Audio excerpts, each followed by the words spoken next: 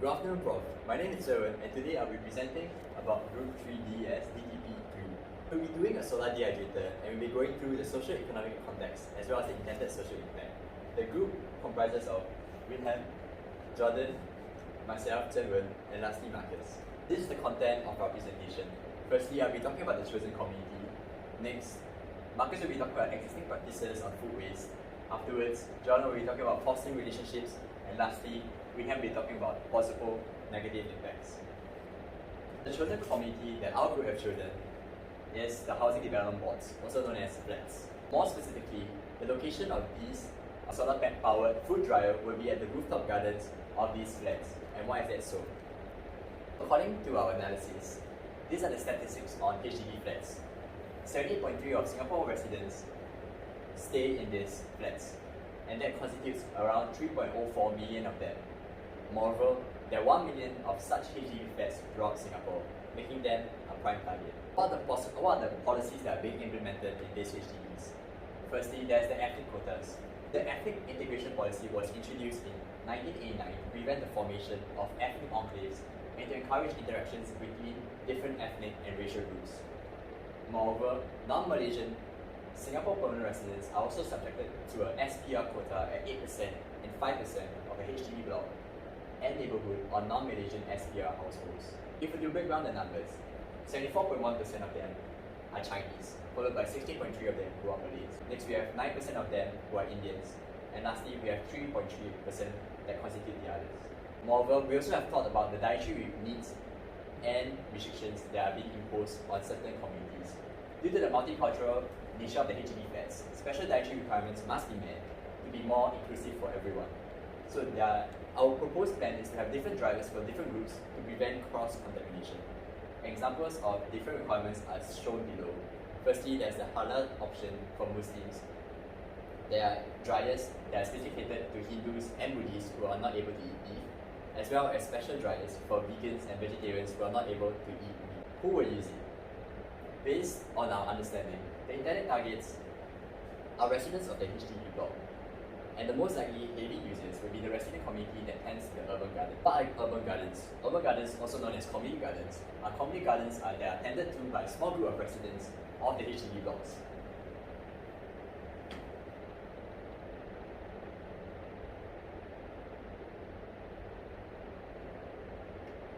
Produce from the gardens are sent to nearby resident communities to be distributed to the residents. Vegetables and fruits grown in these gardens such as kailan, cabbage, spinach, watermelon, and banana are just examples that are being grown in these community gardens. How do we intend the solar dryer to be used? Excess produce that are brought to the RCs that are not collected by the residents could be preserved to prevent food wastage, and that's our overarching goal. Next, I'll pass the time on to Marcus, who will be talking about existing practices on food waste. Marcus, please. So I'll be talking on the existing practices of food waste. These are some statistics of food waste in Singapore. In 2021, about 817,000 tons of food waste were generated. Of that, 154,000 tons of food waste was recycled and 663,000 tons of food waste were disposed. These cost about $342 million. These are some of the existing practices practiced by members of the HDB, residents in HDB. So the first one is to buy as much as one can eat. In Singapore, 26,000 tons of food waste are wasted each year due to improper storage and handling. Therefore, most residents decide to just buy enough fresh produce that can last a week and also buy food with long best before dates for longer storage. The next one is composting. So composting is a process in which organic materials is broken down by bacteria and other microorganisms by decomposition. Residents of HDB flats can buy compost bins to compost their food waste. The last one is pickling and fermentation. So pickling is the process of preserving or extending the shelf life of food by fermentation or immersion in vinegar. So some forms of fermented or pickled food include wine, kombucha, kimchi, and achar. So now I'll pass the time on to Jordan. We were asked what kind of relationships are we hoping to foster with our system in the community that we identified. In order to answer this question, we looked at the past communities of Singapore. What came to our mind is the kampong spirit. How the kampong spirit was achieved, we believe, is that one way is through sharing of food and produce. For example, let's say if I'm a Chinese, I would share my chilies with my Malay neighbor, and they will share like their pandan and laksa leaf with me in order to get like this exchange of goods, and there will be some bond that's created, and there will also be interactions between the two different neighbors. The other thing that we hope to foster is that we hope that we can have another avenue to teach children.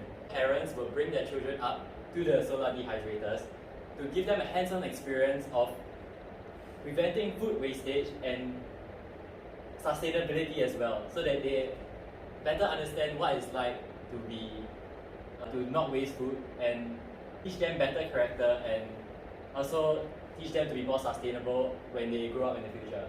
And so with these interactions that we can provide, we hope that the sharing and as well as the person-to-person interactions that our solar dehydrators will create a sense of identity among the HDB residents. Now I'll pass on the time to Wilhelm. We'll talk about the possible negative impacts. Now we'll talk about positive and negative impacts. Now, as we all know, we can't always have it can't only just be positive impacts. There are some negative impacts that might occur. The one that we managed to target mostly is about insensitive users. Now, as we all know, there will most likely be certain people or certain users of these dehydrators who may place food that go against certain dietary guidelines. For example, someone might put pork in the Malay halal dehydrator, or someone might put beef inside the Hindu or Buddhist dehydrator. Now, of course, that's not the only thing that might happen. Another thing that might happen is that the dehydrator might be a source of contention between people, as there's a limited amount of space for community. As such, some people might hog the space, and some people might not have enough space to put their own stuff. Now, unfortunately, on the slide, but I'll just keep going. How do we intend to fix this issue?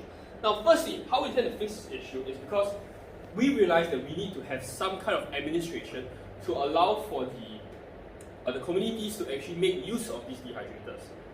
This will actually allow the dehydrators to be able to actually be used properly and responsibly.